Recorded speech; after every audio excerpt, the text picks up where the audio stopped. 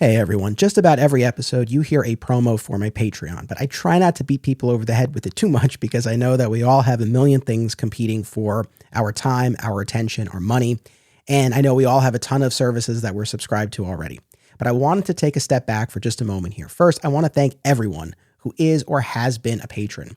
We have close to 70 paid subscribers, and when I say that your support enables me to do what I do, I mean it sincerely. Your support allows me to cover the costs associated with keeping this and my other podcasts running, including research material, equipment costs, and the ongoing fees associated with hosting my digital media files online and distributing them through the various platforms. So thank you all truly. It really means a lot. I also want to let everyone know, patrons new and old, that I have recently overhauled my Patreon reward tiers. So we've shifted some things around. We've introduced some new incentives. We have inside scoops where you'll be the first to know about what I'm going to record, and you'll have the opportunity to submit a comment or question. We have a new easy listening reward where you'll get episodes early and commercial free.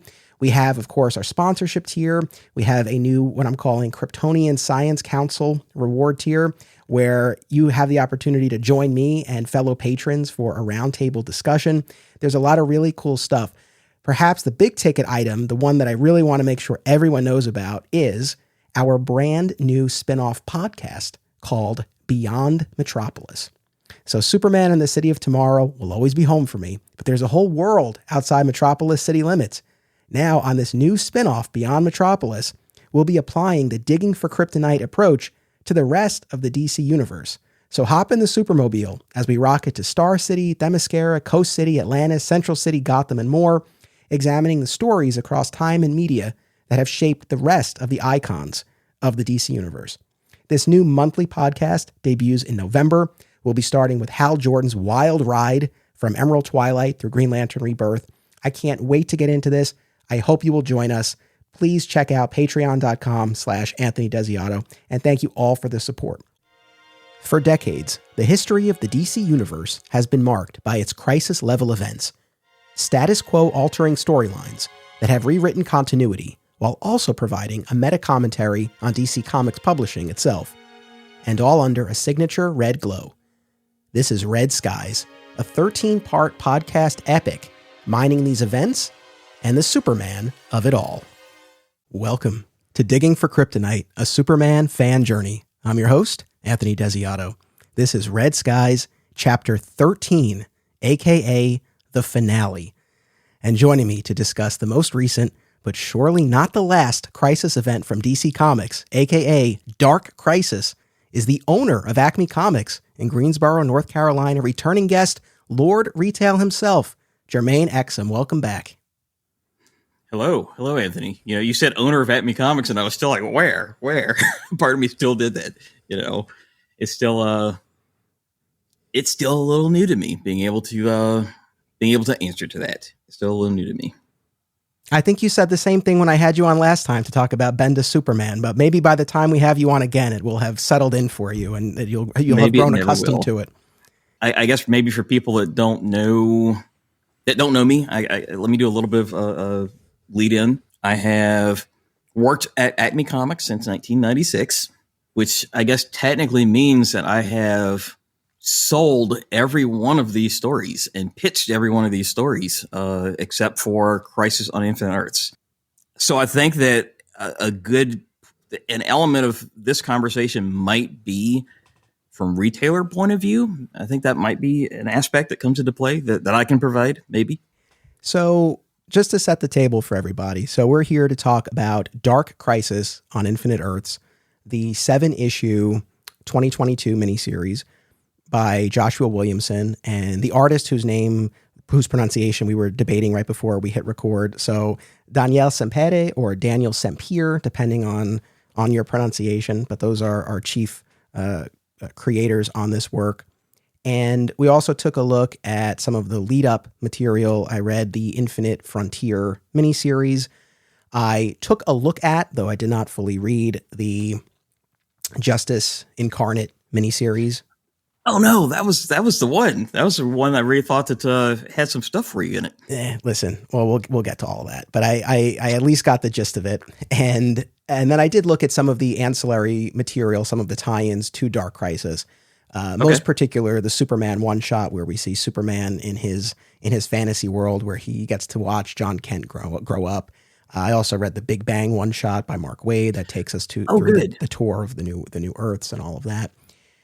But primarily, again, that miniseries is what we're looking at here. And the long and short of it is, I think from a thematic standpoint, as far as what this is about, it's really showcasing Nightwing and the younger generation of the DCU stepping up and leading and standing in for the Justice League of America, who are presumed dead, though not presumed dead by the readers or the characters. Everyone, both in the fictional world and the real world, knows that they're coming back. But for this period of time, we really have this next generation led by Nightwing. But then when we talk about the crisis side, the crisis machinations of all of this, we have the return of the character Pariah from the original Crisis on Infinite Earths, utilizing the power of the Great Darkness to lead a dark army composed of all the heavies of the DC Universe, Darkseid and Doomsday and Neron and Necron, to restore the true multiverse, the original pre-Crisis multiverse of Infinite Earths that was destroyed in the original Crisis. So that's the initial setup for this. And well done. Thanks. I've been doing a lot of these. And I got to tell you, man, after explaining metal and death metal, this is no problem. And I'll also say, compared to reading metal and death metal, this was a breeze. Oh, this was such a breeze. But yeah, again, let me toss it to you though. What did you want to share? Well, if you might indulge me for a second, just a little bit. I did kind of want to talk about some of these Crisis storylines just briefly, because I've been listening to it so much. It's like, I want to say a little bit about it.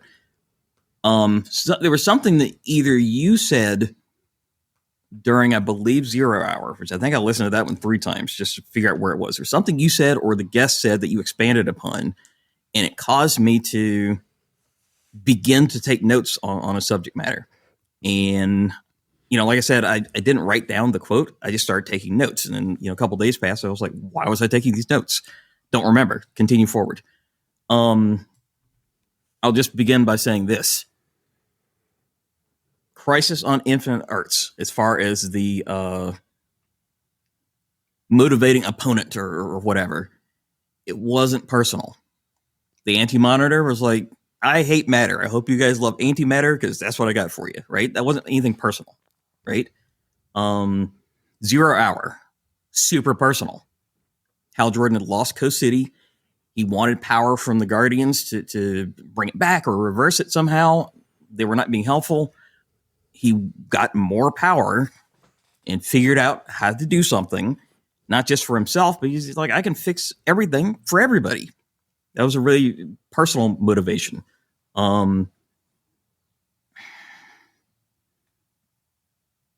Infinite Crisis, which I do have a lot of opinions on that one at the time and now.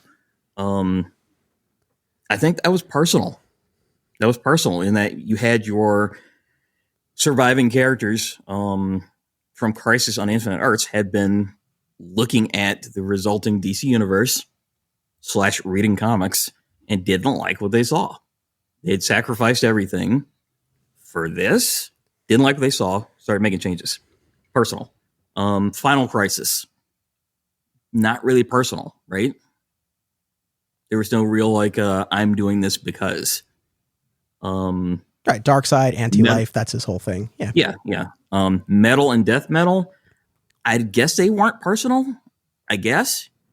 You had, Batman Who Laughs from a terrible reality that wanted to make our DC multiverse terrible too. But I don't quite know if that was personal or it was another Anti-Monitor situation. I don't know. Doomsday Clock. Do you feel, based upon what I'm saying, was that personal or not personal?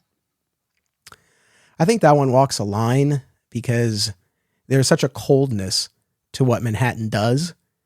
He's motivated by that cold curiosity to see how the universe will respond to these changes in the timeline. But by the end of it, he is inspired and he is motivated by more of this personal desire, I feel. So I think ultimately I would probably put it in the personal category, but it definitely walks a line. Now, depending on what you're looking at, if you look at death metal, if you look at Dark Crisis, both of them rewrite what Dr. Manhattan was doing. But if we really look at just Dr. Manhattan in the pages of Doomsday Clock, yeah, more than not, I would put it in the category of the personal.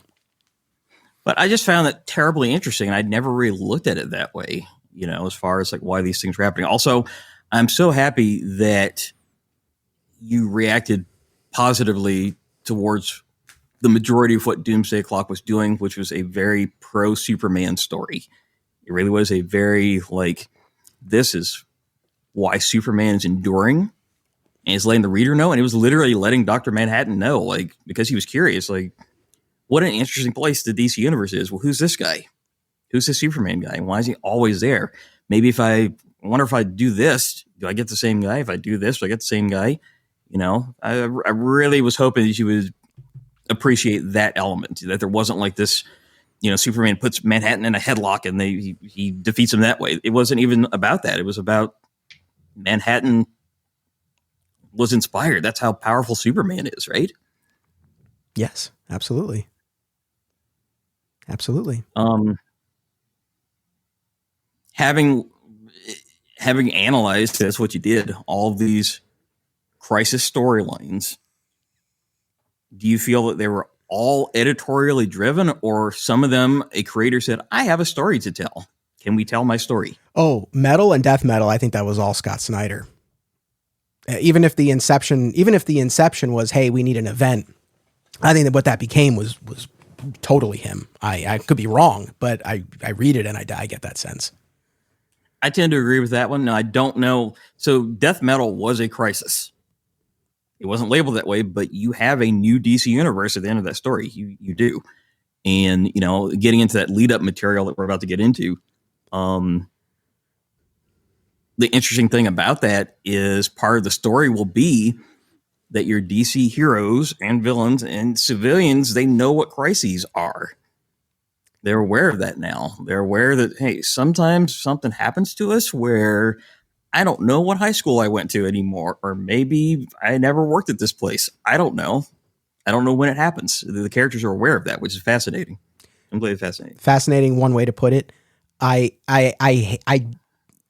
was not a fan of that, and we can get into it, but you're right. There is now this awareness, not just within the costumed community, but from civilians as well. And there's a point in Infinite Frontier where the resurrected Roy Harper is on a spacecraft with Hector Hammond.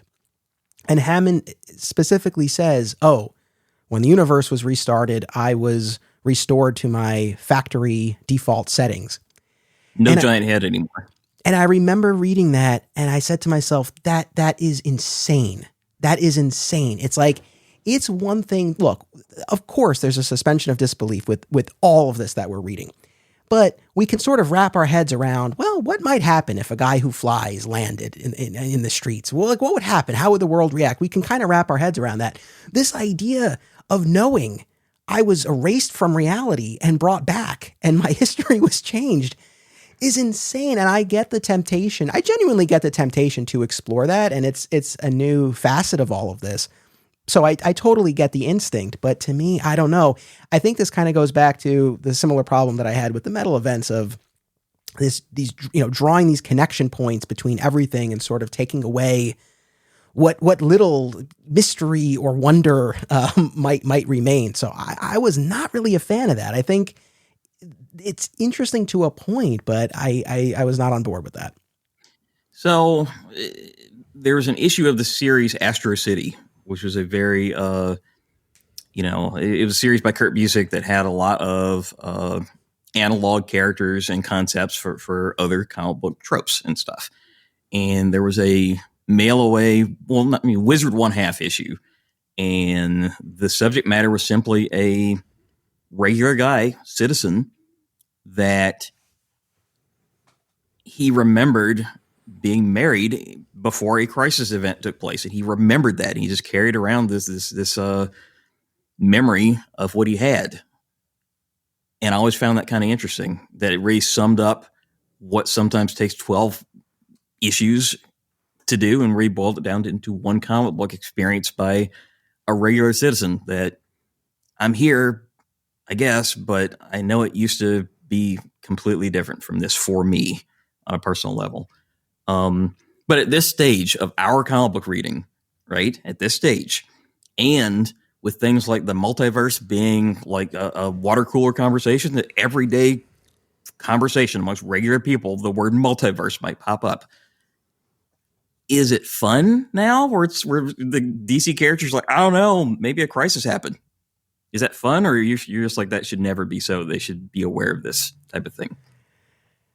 I just think I think it's too far for me. I don't know where the line is. I don't know, because maybe there's a degree of it that I would be more okay with. I mean, I don't know, because on the one hand, before these last Death Metal in particular and Dark Crisis, and the characters of the costume characters of the DC universe only had this vague notion of what had occurred in Crisis on Infinite Earths, right? They knew they fought the Anti-Monitor and Barry died, but like they didn't know the specifics of it. So I don't know. I feel like it's one thing for our characters to know, but even that too, that, you know, Alan Scott has a line, it might be in one of the tie-ins where he's like, you know, we were erased from reality a couple of times. It might happen again. I don't know. There's this like a level of kind of self-awareness that it for me is just a little bit of a bridge too far. But look, I don't want to bury the lead here with this. And I appreciate, you know, you kind of walked us through where we've been so far in this event. I appreciate it. And we'll have, sure. We'll have an opportunity later if there's anything else you want to share about any of the other events we talked about. And I might have a couple of other follow-ups as well. But the thing with this is, again, the emotional arc of this, of Nightwing leading the surviving heroes after the Justice League is off the board. I thought that was strong. All of the Nightwing Deathstroke business, obviously playing into the history that those characters have. That piece of it I thought was strong and was compelling. But on the Crisis side of this, we just got done with Death Metal, which left us with, and I quote, an infinite web of multiverses. So it's not just one multiverse, it's infinite multiverses, right? It's this infinite frontier that can now be explored. And apparently that wasn't sufficient, because in this event, again, we get the restoration of that original multiverse, not Perpetua's original multiverse, not that one, but the one that we know from pre-Crisis continuity. Those infinite Earths. But even then, no one wants to throw away this Grant Morrison map of the 52 that we're always drooling over. So now, as Mr. Terrific explains, our multiverse of 52 powers the infinite. So the map is still intact, but now there is these infinite Earths beyond it. And once again, just as we had in Infinite Crisis, and I guess even in 0 Hour before that with Hal Jordan, someone claiming that they can fix things, that the right multiverse or the right Earth needs to be back. There we have Pariah. And it is just baffling to me that we have this event 2 years or less after Death Metal. And I don't begrudge DC having an event. They're always going to have an event. But for it to be a Crisis-level event and to still be world building and tinkering with the architecture of the cosmos of the DC universe, hot on the heels of Death Metal, from a creator who was part of that group. It's like Snyder, Tynan, Williamson. It's like three peas in a pod, these guys. So it's just kind of I mean, I know I've used the word exhausting in talking about the Death Metal stuff, but to be perfectly honest, in retrospect, the problems that I had with Metal and Death Metal, sort of the relentless, tiresome world building, I still have those issues, but I at least feel like those stories had a little bit more of a reason for being, or Snyder at least had a larger point that he got to that kind of justified it. I look at this, and again, with the exception of the Nightwing piece, this just feels so superfluous so soon after Death Metal. And it was the first time in all of these events. There have been plenty of times, right? Virtually every event we've talked about, there are things I like, things I don't like, right? There are creative decisions I might disagree with. But this was, I think, the first time that really kind of, from that publishing perspective, I found myself annoyed with DC. Like, what are you guys doing? And this Crisis moniker should mean something. And I feel like they And I'm not saying there's no value to any of this story, and I'm not putting down the creators, and they did some great work. The art is gorgeous, but I just feel like it really turned me off. So, item one, I know that some of these stories for Red Skies you've read for the first time, a couple of them. I don't think anybody's supposed to take in this many crises in the amount of time that you did. You took in a lot of stuff in a short period of time. But, as far as real world goes, you're absolutely correct. There is essentially no time between the conclusion of Death Metal and Here Comes Dark Crisis. Even in the Infinite Frontier miniseries, there's a moment with Psycho Pirate, which was utterly fascinating, who literally says, this place is a month old. This DC universe you're talking about is 1 month old. And, no one knows that but him, of course. But, again, that's what my question was as far as, do you believe this story is editorially driven versus I have an interesting story I would love to tell someday. Let's do it now. I can't answer that in reading it, to be honest. And I don't have evidence to back this up, but my gut reaction, I feel like the Nightwing Deathstroke piece feels the most genuine and earned. The Crisis piece, I don't know. But, part of me feels like DC said, hey, we should do another Crisis. But on the other hand, Josh Williamson grew up reading all the same stories I did and that I just read and reread for this event. So maybe this was his opportunity. He's been chomping at the bit to do a Crisis story. And even though we just had one, to your point, and here's the thing, I don't dispute this at all. I fully recognize these events are not meant to be consumed the way I've consumed them. At the same time, I'm glad I did it this way because you see how they play off of each other intentionally or otherwise. So it's really been it's been really fascinating. And again, though, that argument only goes so far because, and again, we both acknowledge it. It's like, even if I had been reading this in real time, we're still talking in 2020 and 2022. The other thing too is there was a very short period of time between Infinite Crisis and Final Crisis. Once again, just a couple of years. But to me, why that was so much more palatable was that I feel like those stories were aimed at different targets, right? The Infinite Crisis ultimately gave birth to the 52, the new, not the new 52, but the multiverse of 52. But again, that was a more personal story, and we had the original quartet from Crisis coming back, and that was its own thing. And that was really playing off of, again, everything that had been building in the DCU for those few years leading up to it. And Final Crisis, again, was this whole other thing with Darkseid and Anti-Life and again, getting into the machinations of how this new multiverse works, and Mandrak, this ultimate evil that's waiting at the end. So I don't feel like, even though those were very close in time, it did not feel like they were stepping on each other's toes. Whereas here, and my frustration is compounded by the kind of the infuriating way the Metal events and Doomsday Clock interacted or didn't interact with each other. And I can forgive it to a point because I think there were just changing winds at DC and things maybe got a little bit cross there. Yeah. But whatever. Yeah, that's the thing. But so there's a little bit of that frustration still lingering. But again, to me, to have spent all of that time to end up with these infinite multiverses and then instantly spin around and resurrect infinite Earths within a multiverse, it just is like, stop. Like, you guys gotta stop. And because I'm saying to myself, what are we doing here at a certain point? But look, here's the thing, man.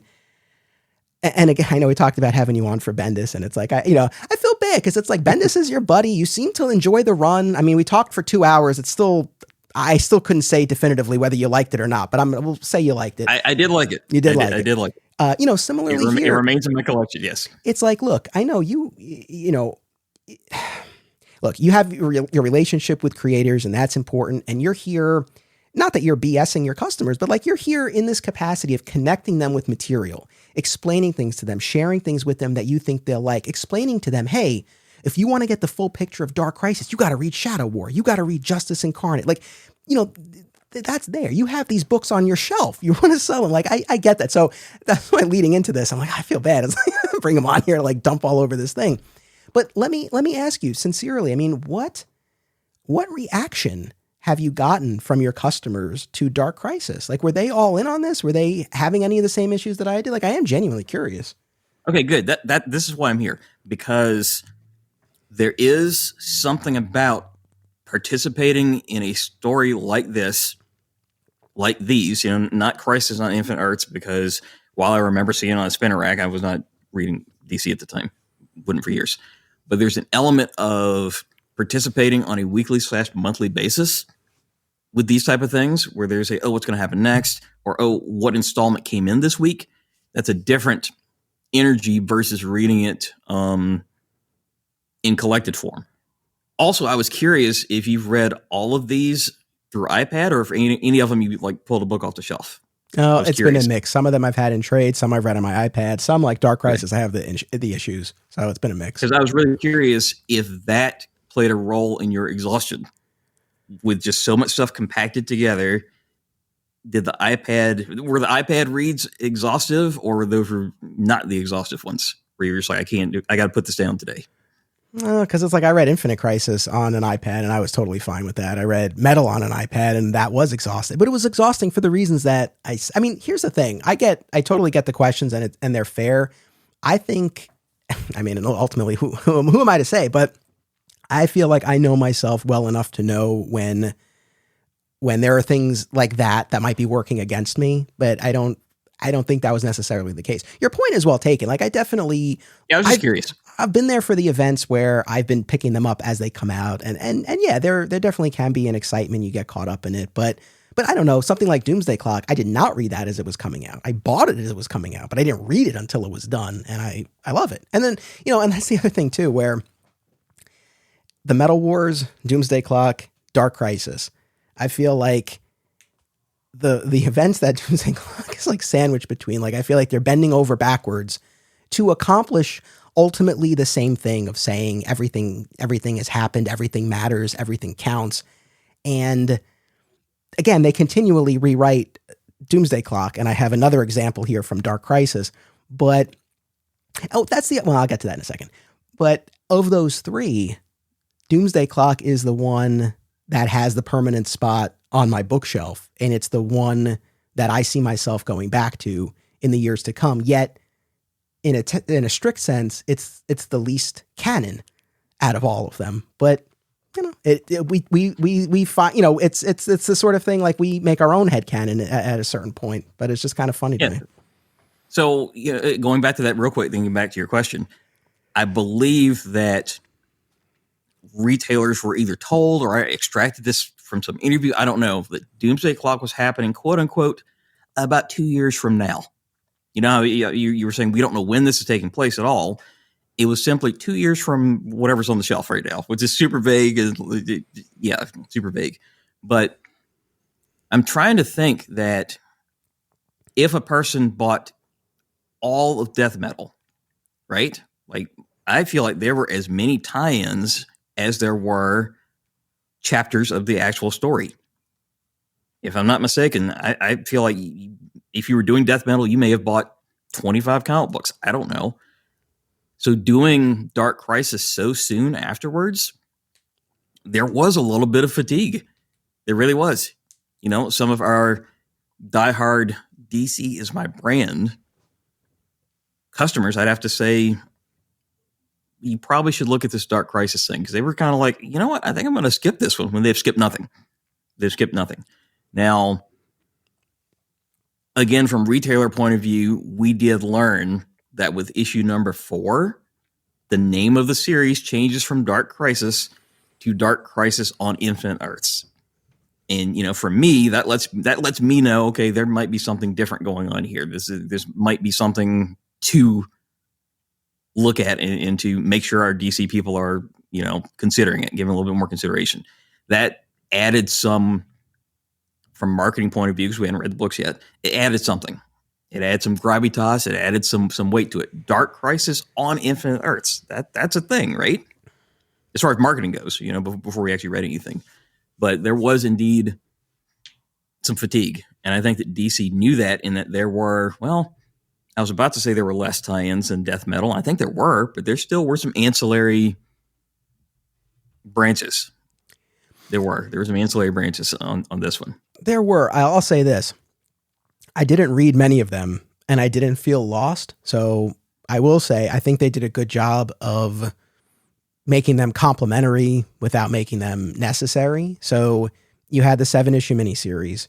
You had, I think it was a 5-issue Young Justice miniseries, which I will get to in the future because I love Young Justice. You had a multi-part storyline in The Flash where Wally goes looking for Barry, who's lost in the multiverse, as he always is. I didn't read that, but it's like, they find him eventually. I didn't either. Which is not like me. I think they sold out, and that's why I didn't read them, not because of lack of interest, but those issues did sell out off the shelf. And then, of course, when you read a crisis story, you're accustomed to a character showing up with new information or a new item, or they show up with a solution. But there was probably a book you could read to get that, like the Swamp Thing. What was it? Deadly Green. That's where you get some information about the true nature of the problem. But they also tell you in the series too. Perfect example. So that was one that I skimmed through, but I didn't do a full read. But yeah, what you learn in that, right? Because throughout the story, it appears that the Great Darkness is manipulating Pariah, and then you find out, no, he's actually tapped into a small piece of its power, and he's the one who's corrupted it. But if you don't read that one shot, you got John Kent storming into Dark Crisis in the next issue and being like, no, it's not the Great Darkness, it's Pariah. So you get the information. Aw Yeah Comics celebrates and promotes everything that is wonderful about comics, toys, artwork, and the joy they bring to people. Visit them in person at one of their 3 locations: Harrison, New York, which happens to be my local comic shop, Skokie, Illinois, or Muncie, Indiana. If you have children and have been looking for a family-friendly store, look no further. Join Aw Yeah for exciting events, including creator signings, how-tos, and more. Visit awyeahcomics.com and follow Aw Yeah on social media for more. Their name says exactly how they feel about it. Say it with me. Aw yeah. Fat Moose Comics is New Jersey's best and oldest comic book store. Established in 1982 and under new ownership since 2020, Moose sells a wide selection of new and old comics from every publisher, action figures, graphic novels, posters, statues, and more. If you're looking for something and they don't have it, they can probably get it for you. They know a guy. Visit Fat Moose in Whippany, New Jersey the next time you're in the Garden State. And be sure to reach out via the Fat Moose Comics Facebook page. Even when you say Great Darkness in DC Comics terms, you potentially said something. Like for me, when you say Great Darkness, you're thinking about the original Great Darkness saga from Legion of Superheroes from the early 80s. In which case you had a situation where you learn exactly how powerful Darkseid is. That's basically what's going on. You learn how powerful he is. But then through this storytelling, and even in Infinite Frontier, which Williamson did, he did a lot more setup than I thought he did. I kind of thought this story came from out of nowhere, and it really didn't. It really didn't. You learn that the Great Darkness is this thing beyond Darkseid, beyond anti-life or whatever. It's this thing, this motivating thing that wants to just cancel all comic books or something. I don't really know what his goal is. And I can't tell if through the reading, is it like, are they talking about bad editorial decisions? Because it all comes down to there's this darkness that wants something like uncommonly not great to happen to a character. That's kind of what it gets down to, if you kind of analyze what's going on. And I didn't know if that was trying to make some type of statement that there's this thing, there's a part of DC Comics. Just like crises are part of DC Comics, the multiverse is from DC Comics. There's this like Great Darkness that really wants things to be like this. I don't know. I don't know if you thought about it in that capacity, like what is this Great Darkness? And it's super vague. I still don't know exactly what it is. Even in during Bendis's Legion of Superheroes Justice League miniseries, they referred to this vague darkness that I don't know if he knew what it was or if he was asked to mention it because it was super vague even there. So this points to the other big problem that I had with this was we just got done with this reveal that Perpetua, the creator of the original multiverse, who had been trapped away in the source wall, right? While she was trapped in the source wall, she had whispered in the ears of past crisis instigators right? And we've even Dr. Manhattan. There's a bit about how he was trying to fix the fractures due to past crises, right? Which is like, no, that's not really what he was doing. But anyway, there's that double page spread that's like seared into my brain from Death Metal, or maybe that was from the Justice League run. I forget at this point, but of seeing again all of these past players, right, who had been unwittingly influenced by Perpetua, and then in Justice League Incarnate, I did read this part. I think it was issue 4 or 5. And then it happens again. And then they reprinted a condensed version of it in the Free Comic Book Day special. So they really wanted to make sure people understood that, yes, there is this force, right? The idea is, I guess, at the very beginning, right, there's darkness, there's nothing, right? And then there's the light, and there's the light and the darkness. Now, I feel like maybe someone was a fan of Supernatural, because we had a whole season of that television show where the darkness, aka God's sister, was brought back and tried to bring about the end of all things, and then God had to intervene. This was before God became the ultimate villain of the series. But we had a little brother. I've never seen it. I had no idea it got into that territory. But at what point, though, having read what you've read, at what point is this just part of DC brand? This is what we come to expect from a DC story, that there's some type of either a character or some type of idea that's doing these things. So the reason that Extant did this was really because of that. It was really because of that. You keep pulling back further and further and further. Is this just part of the brand? I don't know. It's a perfect question. I want to answer that. But again, I'm looking at one of these panels where, again, it's literally the hand of the darkness wearing Gog and Extant and Superboy Prime as finger puppets, right? So they have been, again, unwittingly manipulated here. They don't show us Parallax, but we talked about Parallax in the last episode when we talked about Perpetua. If we put all of this together, what the F is going on in Hal Jordan's mind during all of these events? He's got the Parallax entity, Perpetua whispering, the Great Darkness puppeteering him. What is this? And this is the problem that I have, Jermaine, is that why I don't understand this inclination to try to undermine characters' agency. And I know the counterpoint, and the creators themselves will probably say, well, we're not saying that they're being explicitly directed to do things. It's just this, it's like the evil within or the evil without. I don't know, that there's some level of influence. There's some sort of motivation that they can't put their finger on that's guiding them. And I say, it's like, why? Why do we want to keep chipping away at these characters? And again, this problem is compounded for me. Dark Crisis in a vacuum, sure, it probably wouldn't have bugged me that much. But so soon after Perpetua, like we just had this idea. It's just kind of, I'm really having a hard time with this because I really don't understand, especially from someone who was involved with the architecture of that event. It just seems like kind of an odd choice. And so we get kind of this history lesson and we see past events, and Mandrak from Final Crisis was another avatar of the Great Darkness.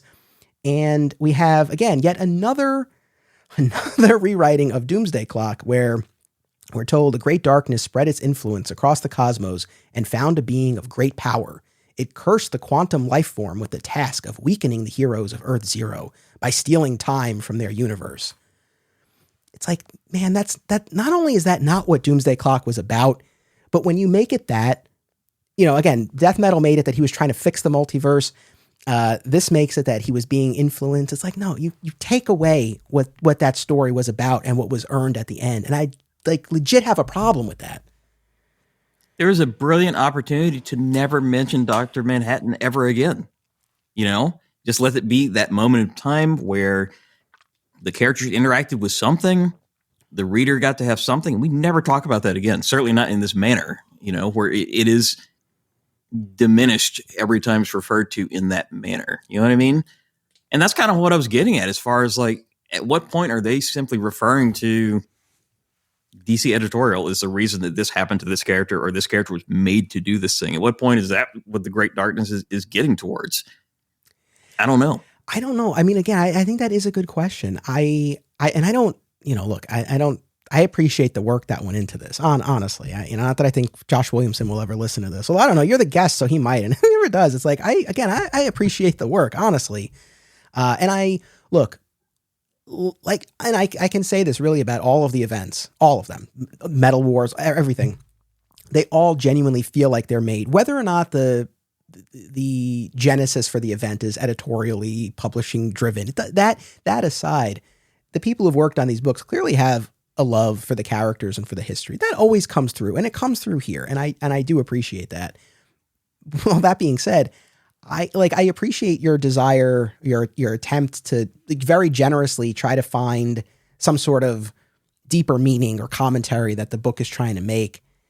And honestly, man, I don't know. I don't know that it's there. I don't know that there's that kind of meat on the bone here. Maybe there is, and I'm glossing over it. I don't know, but I don't know. I'm not saying in a like, oh, this is, if it was Grant Morrison, yes. But I'm just wondering if at some point, I'm not even saying it's passive aggressive. It's kind of just like you said, what are we even doing here? Why is this happening? As far as like, you got to tell a storyline, but it's also like, we've done this. So it's like in X-Men comics, right? There came some storylines where Colossus went through some emotional, depressive stuff. He's still doing that decades later because I think that other writers are like, this is how this character works. This is what we do to this character. You think that there's something of that nature going on to say that this is DC Comics, this is what we do. Here's another crisis. I think that's an interesting question. I would love to hear the audience's thoughts on that because I feel like, it's funny. I was thinking about this too. I think I might have just gotten to in my mid-30s now. Maybe this is my cranky old man phase because I keep looking back at, again, my golden era of crises, like with Infinite Crisis and Final Crisis. And then even again, looking back to Zero Hour and the original Crisis. And I don't know. I mean, I feel like with the Metal events and Dark Crisis, that's where I really feel like we're spinning our wheels. I don't mean to keep beating up on death metal, but I think this kind of proves my point from an episode ago and even the Metal episode as well, where those stories went so big with the cosmic revelations and the infinite multiverses where it's like, where else is there to go? And Williamson, to his credit, he's like, well, all right, you got infinite multiverses, but you don't have infinite Earths in the multiverse. I'll give you that. He's like, I'll give you that. And he's right. He did. But who wants that? I mean, and then, here's the other, we're talking about how we're getting some kind of, wires crossed here between Doomsday Clock and the Metal events. But let's not forget, as Dark Crisis is coming out, you got Flashpoint Beyond. Now, we covered that a few episodes ago, but there's, I forget what issue it is, but Bleeding Cool did a whole article about how you had these warring events that dropped key issues on the same day. And in the Flashpoint Beyond issue that came out the same day as one of the Dark Crisis issues, it's the one where Mr. Terrific is on a talk show and he's there with one of the Time Masters and he's explaining the Omniverse. He's like, the Omniverse is everything. And the Time Master's like, no. Like that only refers to the multiversal crises. We also have hyper time, right? And again, we talked about this where Flashpoint Beyond gave us this whole idea of the divine continuum, DC, right? Where you have the Omniverse. I didn't notice that before just now. Oh yeah. There you go. So you have the Omniverse, which, and how many times have I said this, but you have the Omniverse and it includes now infinite multiverses, including this multiverse of infinite Earths, which, and the metaverse, right? Which is the prime one that everything kind of flows from, and the dark multiverse. And then on the other side of this continuum, you have hypertime, which includes this vast web of alternate realities. Shout out to my old comic book store. So there's literally that we have infinite Earths, infinite multiverses, and infinite timelines. So we have everything. Do we have everything now? At what point does that cease to mean anything? Thank you. And here's the thing. If you have these things but never use it for anything, you never use these things, even with, going back to hypertime. Because again, I was a retailer. I was a, active DC, like plugged in reader. Hypertime suggested that there's a pathway to whatever story you want to get to at the time. Whatever you want to use, there's now a means to get there. And they kind of only did it with hypertension and nothing else. And Hypertension was great. It was such a fun story. I would have loved to have seen more stuff like that. But yeah, it's like they set up this groundwork, but then if you never used it, then A, what have you done?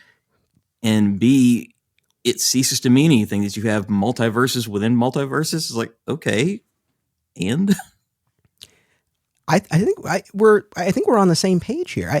But I got to tell you, I was curious to get more of a sense of what you were saying about this at the time, and I did a little Twitter search or X search, and okay,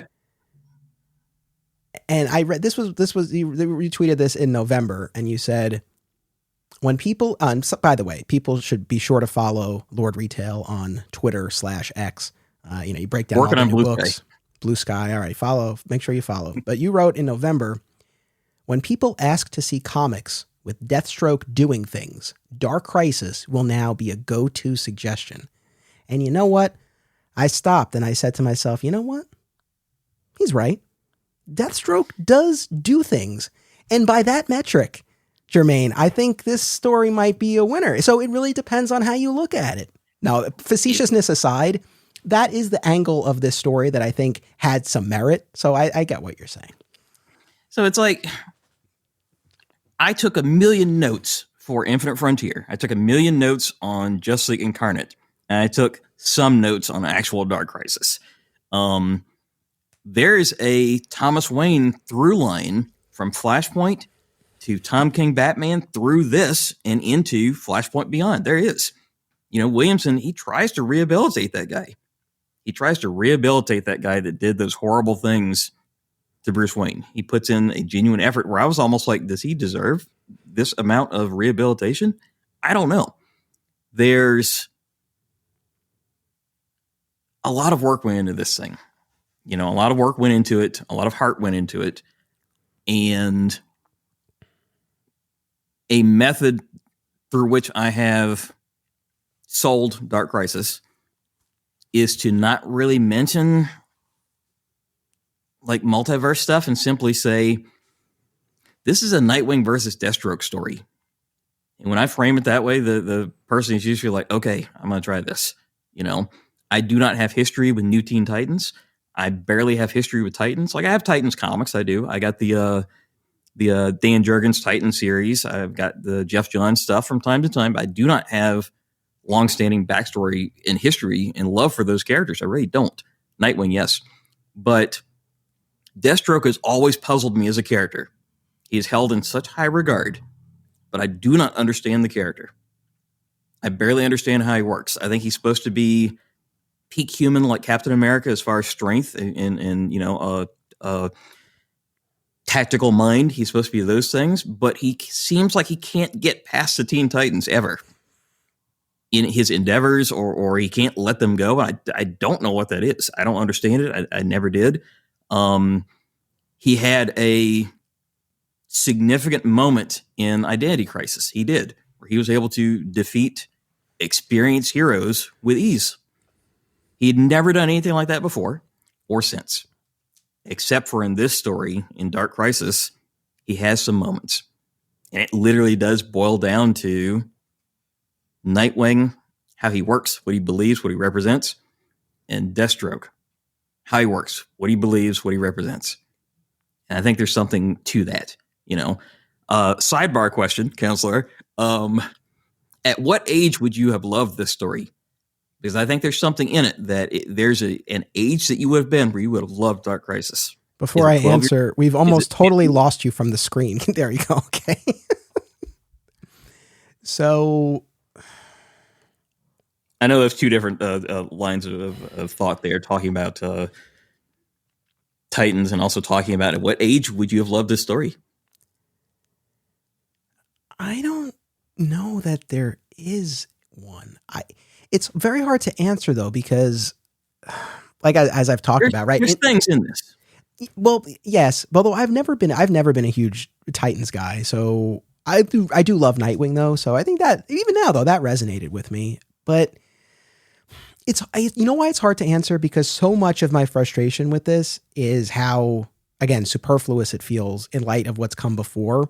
So had there not been the metal events, I probably would have been a little gentler to this. But the problem too is that, although I guess this kind of further proves my point, the way that this stacks up compared to past events, like the whole idea of Pariah wanting to bring back his multiverse, so he'll be reunited with his family, right?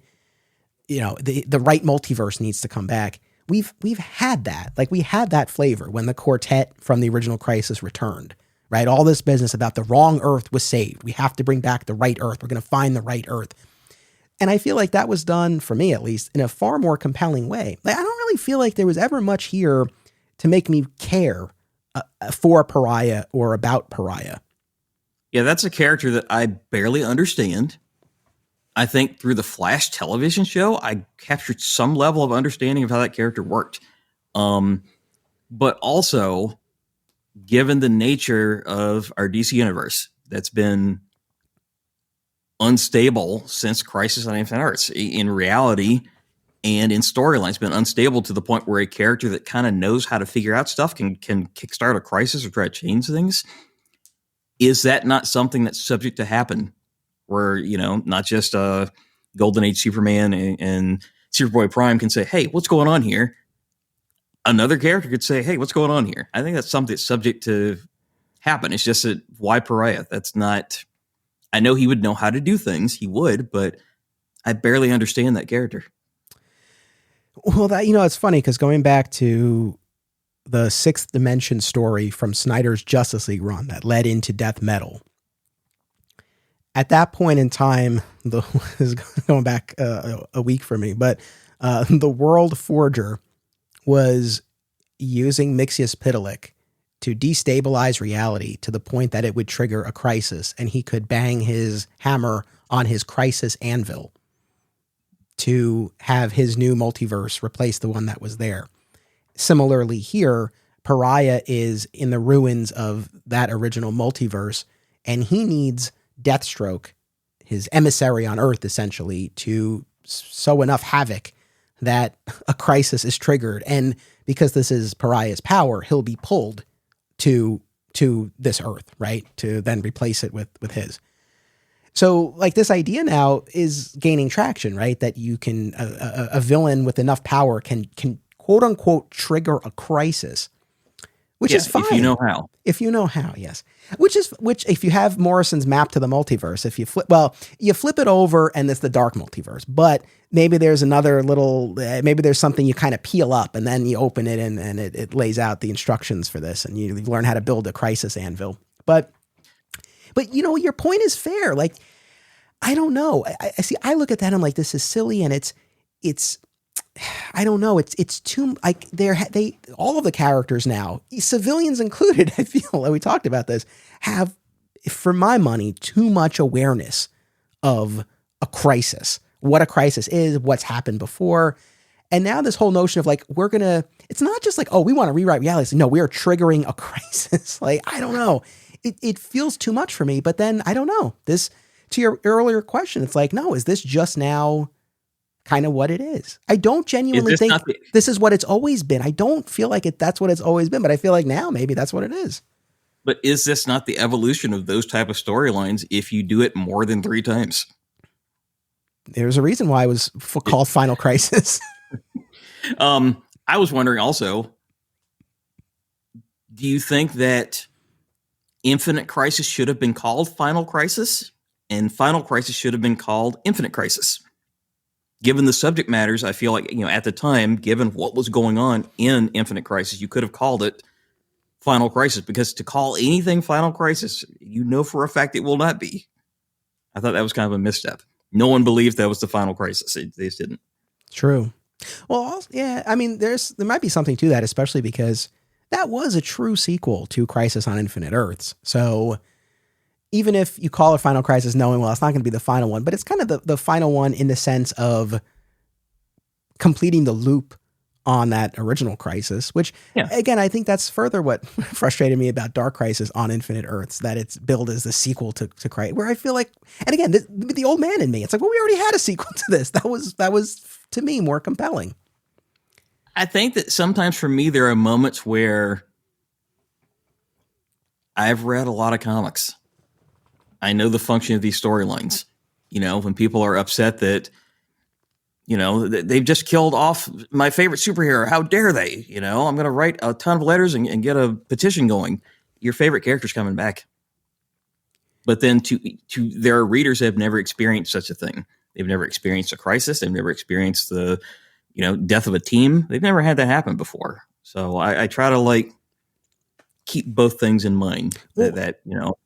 Oh, I wanted to ask that. So, we've talked about you sharing this work with your customers. Was there anyone you can think of who was reading this and this was their first crisis event? And I'd be so curious to know how they took it. It's so hard for me to remember because, I'm in it week after week after week. It's so hard for me to remember specifics, but yeah, I can't remember anybody specifically. Because it's I do wonder who. I'm sure there were. I do wonder who, who this was for. I mean, I guess maybe if you really are more of a hardcore Nightwing Titans fan, this would resonate a little bit more.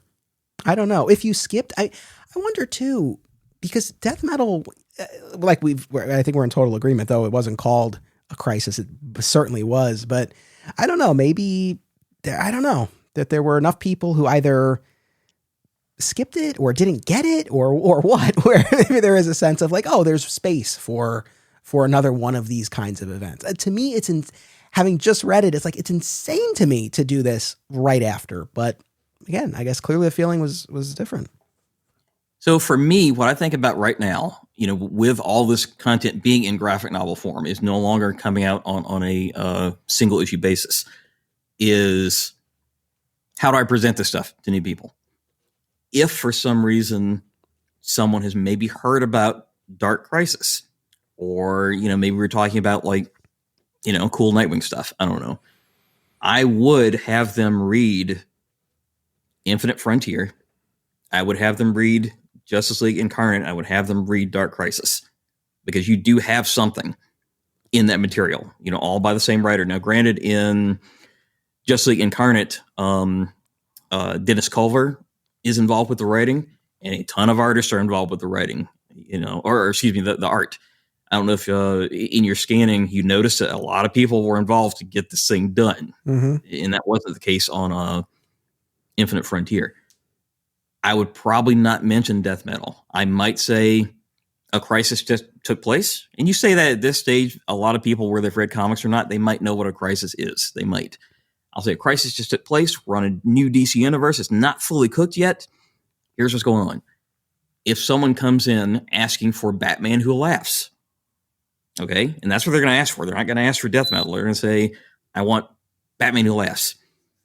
I might show them, Prelude to Metal, Dark Knights Rising. I'm going to show them death metal. I'm probably not going to show them the Snyder run of Justice League. Probably not going to do that, but that is how I would present these things now. I don't think I would have anybody go from metal through line to Dark Crisis. I personally would, unless they insisted upon it. I don't think I would do that. No, I hear you. I would agree. As a former retailer, I would agree with that. I think there would need to be some interest shown, like you just gave the example of, where it would make sense. Otherwise, yeah, that's a lot. It's a lot to put on someone. And again, Dark Crisis is very readable. It's downright breezy compared to what came before, right? I mean, I got through this quite quickly.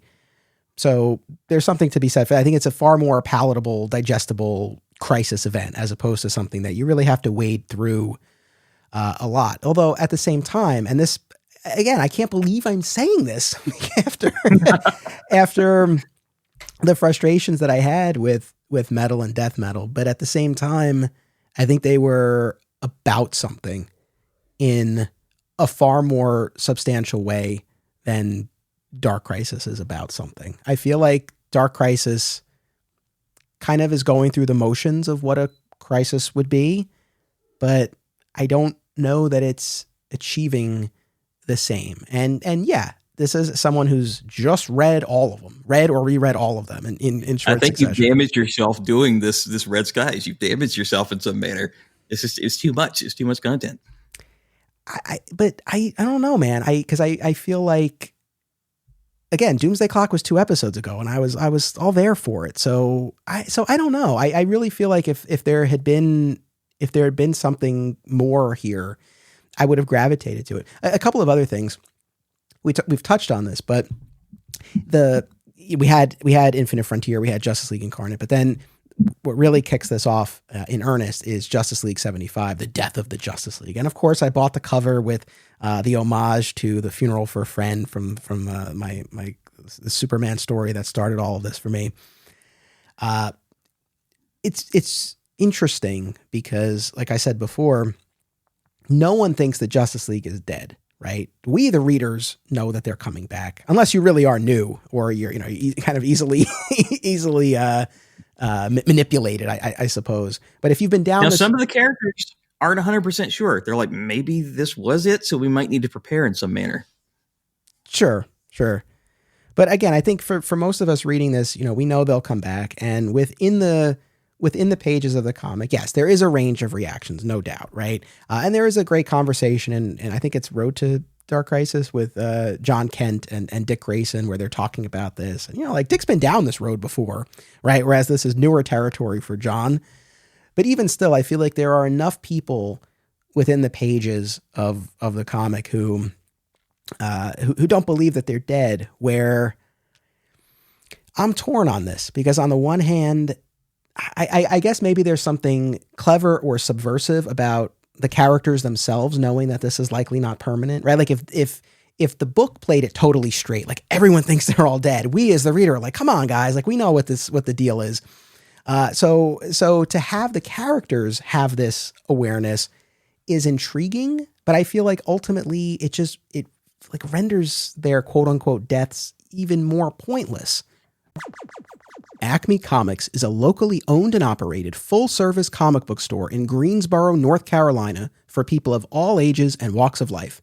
Now in its 40th year, this multiple-time Eisner Award nominee features a significant contemporary and vintage back-issue selection, as the Acme team uses their collective knowledge and resources to connect you with the best material. Mail order subscriptions to new releases are available, and all offerings are available anywhere via mail order. Follow Acme on social media and eBay, listen to the Acme Cast on all podcast services, and visit acmecomics.com for much more. Filmmakers and movie fans alike should be sure to attend these film festivals: Brightside Tavern in Jersey City, Hang On to Your Shorts in Asbury Park, Point Lookout on Long Island, and In the Cut in Bloomfield, New Jersey. On a personal note, my short film, By Spoon, the J. Mizell Story, played at these fests, so I know firsthand what fun and well-run events they are. Submission information for filmmakers, as well as details about the festivals, can be found at filmfreeway.com. Follow the festivals on social media for news about events, discounts, tickets, and more. Also, listen to the Hang On to Your Shorts and Cullen On Film podcasts, available via a shared universe network. Well, there was an element of, we're not sure what happened to them in space, but Deathstroke and an army of guys is 2 blocks away. So whatever's going on with the Justice League, the danger is at our doorstep right now. I did want to roll back a little bit to, just having read Final Crisis with that in your mind. I think that you did say you felt differently about that one now than you did when it was initially releasing. And I think that is one that the more you revisit it, maybe the more DC you take in, it improves upon reading over the years. I think that it does. But to roll back to Infinite Frontier, again, your characters are aware of crises. There's a special team kind of put together to like monitor for when a crisis might be happening to kind of catch it early, I guess. That's where we're at right now. But you have the quote unquote one true dark side, okay, is in play. And I kind of stop with that for a moment because that should be awesome, which I didn't really know that Darkseid had any analogs. I thought there was one Apocalypse, one New Genesis, one Darkseid. But this is telling you all of the dark sides are now coalesced into one super dark side. And he is trying to do stuff, basically. And as you read, the heroes are trying to stop him, et cetera, et cetera. But then you get into Justice League Incarnate, which there is so much multiversity in this. I think you'd mentioned that you hadn't read Multiversity. Correct. When you read Multiversity, there's a chance you're going to reread something here. You might not, but there's so much that is in and from Multiversity. Maybe it changes something. Anyway, Justice League Incarnate, you come to find out that Darkseid is trying to stop the Great Darkness. It's not him. He's trying to stop this. And of course, if he stops it, he's still a major problem for you. But there's something larger than Darkseid. But again, it kind of, one true Darkseid becomes generic challenges of superpowers, Super Friends, Darkseid pretty quickly. It becomes real generic, where I've never been a fan of Darkseid in general physical combat. Like if Superman forces the point, yes. But I do not like seeing Darkseid like punching and kicking people and running around. I don't like seeing that. That's what you had in Justice League Incarnate. But then that is where you get your first taste that Pariah is active, and he has subjugated Darkseid and Necron and Neron and Eclipso. These like beings of power are completely subjugated, where they're not even, they haven't been coerced or convinced. They're under control, top to bottom under control. And that kind of, I guess as a reader, I was like, oh, that's crazy. What is going on if this is possible? Or it kind of takes these powerful characters that have motivated their own events and makes them kind of like just window dressing, I guess. They're there. And that's how powerful Pariah is, that he can subjugate these characters. But for some reason, Deathstroke retains autonomy for most of Dark Crisis, where he's for it. He's influenced by the Great Darkness, but he's still making his own choices about how to do things. I didn't quite understand that one. Where Darkseid, maybe it's because they're so powerful they have to not have autonomy. I don't know, but I kind of found that to be a little weird. But yeah, there's a pathway, and there was almost a Darkseid storyline where I think he might have been the main character up until he wasn't, and he just became a background character. These powerful characters were they were dressed in like a dark energy Jacob Marley chains. That's that represented, because some villains were just there to create chaos, but these other ones, they were wrapped up in the chains, and it would spread. It would spread through proximity to Deathstroke. It would spread to other characters. But Dark Crisis is kind of basic, right? It's kind of basic, but sometimes basic is okay. That's kind of why I was asking, like, maybe if this story happened, maybe you read Zero Hour, and then 5 years later you got this story. Would you have felt better? There's a lot of fan service in this thing. There's a lot of fan service. When Cyborg Superman shows up and Victor Stone Cyborg defeats him and says, "You give cyborgs a bad name." Like there's a lot of fan service in this thing. I think some part of you at some point in life maybe would have been a little more like, "Oh, that was neat," maybe, versus that was dumb. Maybe. And I mean, well, it's interesting the specific example you give of if it came after Zero Hour, because that would put it before Infinite Crisis. And yeah, and I think that Pariah's motivation would have felt fresher, right? Because we wouldn't have had the Superboy Prime, Alexander Luthor of it all already.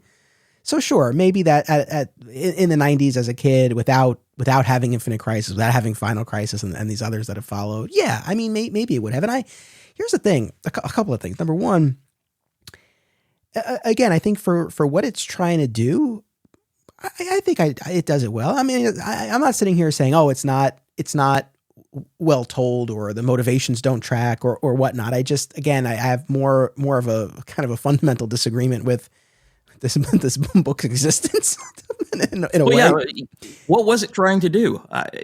What was it trying to do other than, okay, we just had a crisis. Our new DC universe is kind of cooling off. We're figuring out what characters exist again, what storylines happened, didn't happen, and yeah, Pariah messing things up. Well, that's the thing, and this has been, and I know so you've listened to all these episodes, right? Like one thing that we've hit on a bunch of times is what is the motivation for these stories? And sometimes it is more functional, more mechanical, right? Again, all of these stories always have a lot of love, but something like Crisis on Infinite Earth, they wanted to clean up and consolidate continuity, right? So you got that. Dan Jurgens had a problem with Oliver Queen's age, right? He was like, we have to have 0 Hour. Infinite Crisis, right? We wanted to have this sequel to Crisis and bring back those characters and birth a new multiverse, and we had that. Final Crisis, again, kind of this larger, more existential meditation on the nature of good and evil in the DC universe, and so on. And I feel like even something like Flashpoint wasn't meant to be that, right? It was going to be this alternate timeline story, and then they sort of backdoored it into being this launch pad for a new continuity. I feel like in these recent years, and again, though, I still think the Metal Events and Doomsday Clock had more of a reason to be. I feel this was the one that just really felt like I don't really know what we're accomplishing here that hasn't already been accomplished and hasn't already been accomplished much more recently.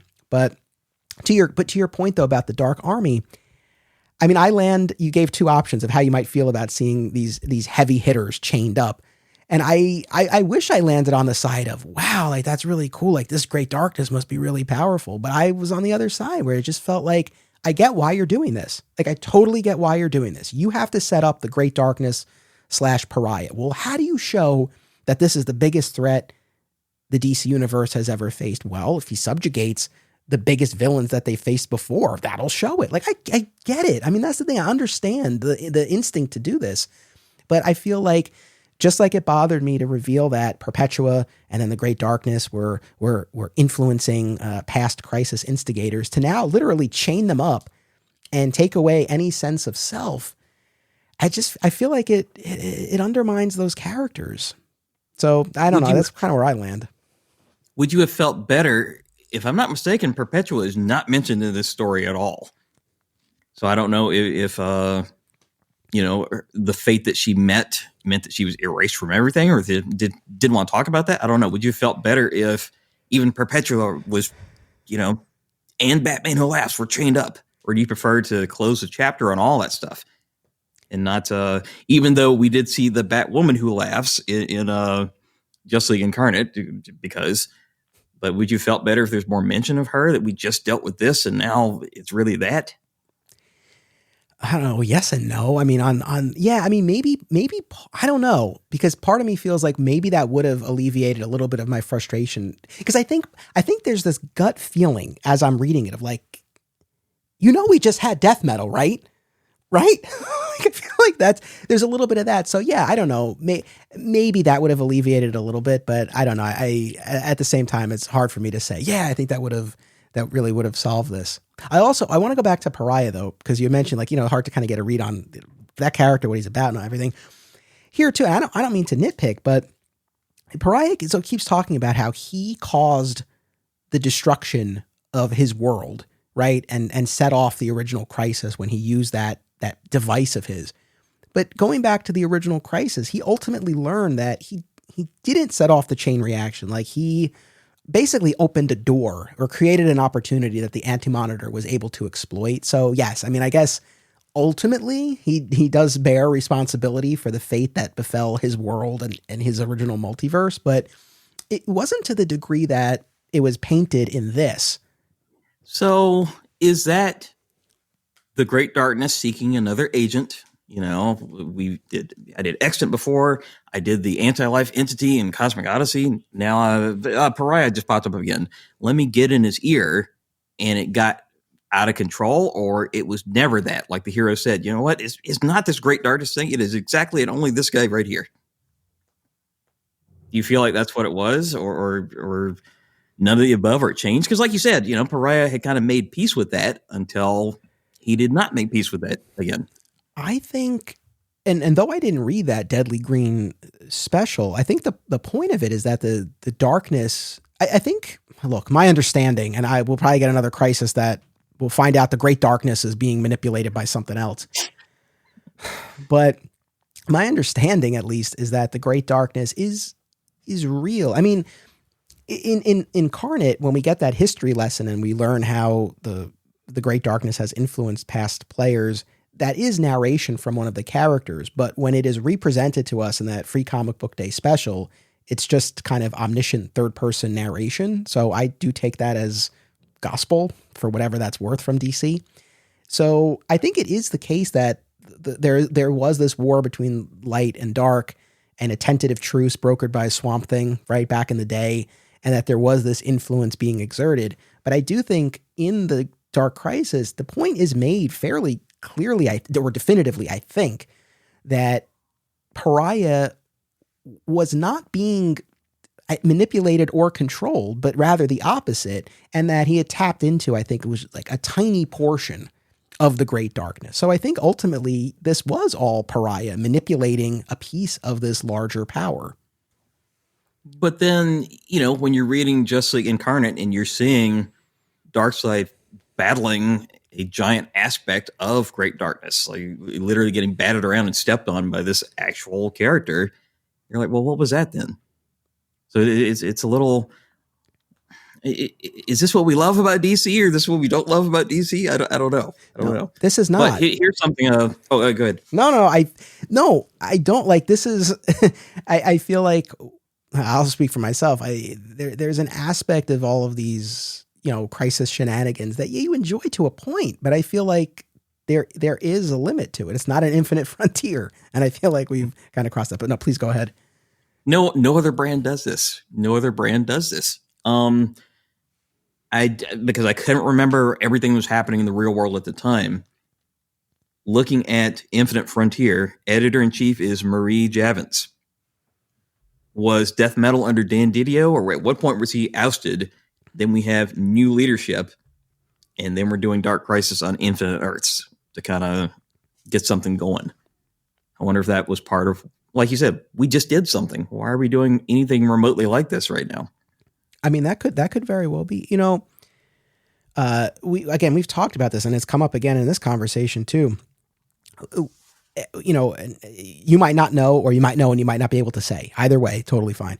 But what is your understanding of the whole Doomsday Clock / metal business? Like, especially when it comes to delays, because I've heard any number of things about the Doomsday Clock delays, that Jeff Johns needed more time, that Gary Frank needed more time, that again, the DC was changing its direction and you had kind of these battling creative forces. I've heard a variety of things, so I don't really know. I'm just curious, like, what your understanding is, if any, about what was going on at that point. I don't really have any insight there. That's fine. The workings of DC are very vague. From my point of view, I feel like some creators at one point were saying something similar. I don't really hear much like that from creators now, but there was a point where, if you kind of knew to read between the lines, that it seemed like there was a period of time at DC where you weren't sure what was going on or if that was the place you should be. I don't know, but I'm not really hearing anything like that right now at all.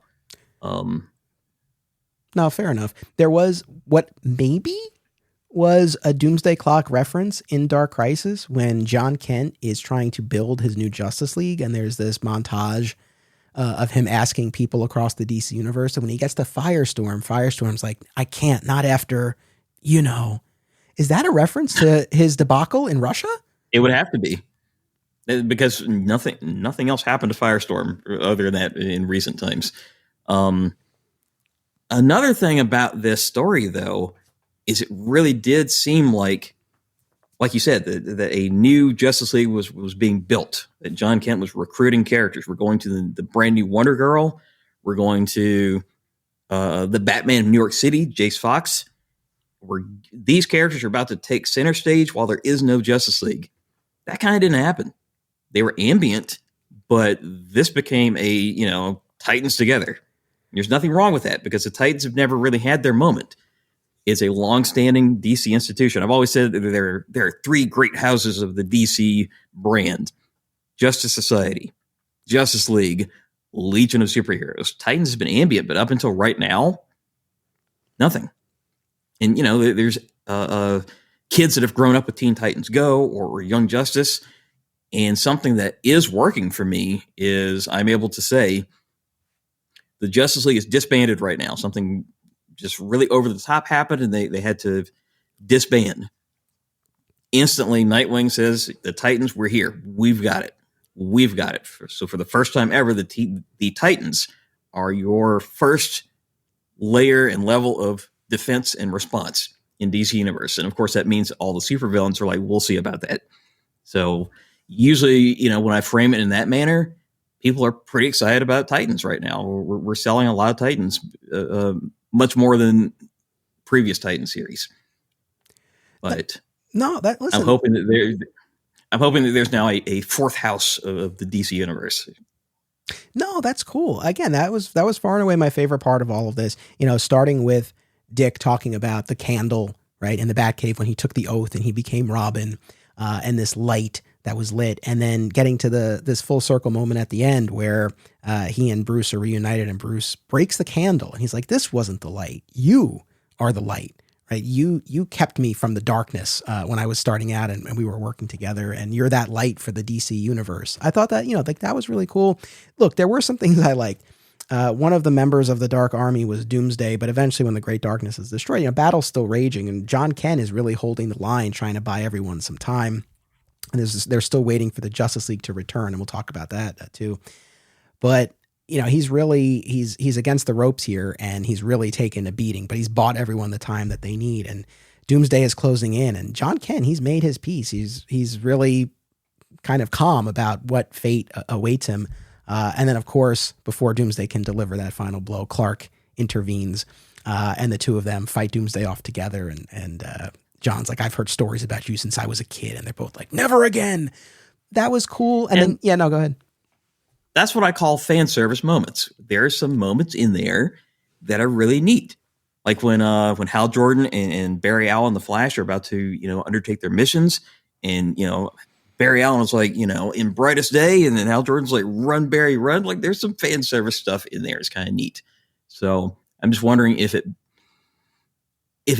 tips things over, moments like that, the collection of moments like that, where you're like, maybe, or if you're just like, no, this is not it. I mean, I don't really want to be a jerk here, but it's like, I feel like, I don't want to say like fan service is cheap, but it can be, it absolutely can be. But it is manipulative. And it's like, yeah, I started with the death of Superman, and I'm a dad, and I tear up every time we have anything to do with Clark being a dad. And so, yeah, of course, if you give me a father-son moment versus Doomsday, it's going to elicit a reaction. But does that mean that it's narratively earned, or that it makes me love the story? No, not necessarily. I will say, though, again, just as far as other little moments, Black Adam, he plays a big role in this. And, at one point is a reluctant trainer of this budding Justice League, but doesn't feel like they have what it takes. And he's kind of on the sidelines, and Terrific gives him a little bit of a talking to. And, Black Adam has this arc from, wanting nothing to do with them to literally saying, "I would die for them," or "would die with them." And then at the end, he pays John a compliment where he says, "At least you didn't die like your father did." And John's like, "I don't know if that was a compliment or not." And Clark's like, "Yep, definitely was." Stuff like that was good. I do want to talk about those other the Justice League characters and where they were for a minute, but I have to say, because I've been holding this in my hand and then I'll put it down. When I was reading, this was number 4 of Dark Crisis, I swear to God, I was almost done at this point, where it's a scene with the Legion of Doom and Lex and Vandal Savage, and Lex says, "Deathstroke is a concern, but in our time with the totality, we observed the multiverse's truth." And Vandal says, "And lies." And Lex says, "The idea of the omniverse was false." And at that moment, I was like, listen, you did not ask me to learn all of this business about infinite multiverses and omniverse and divine continuum just to tell me it's not real. That didn't really seem to go anywhere per se, but for a fleeting moment there, I almost hit a wall. I almost hit a wall.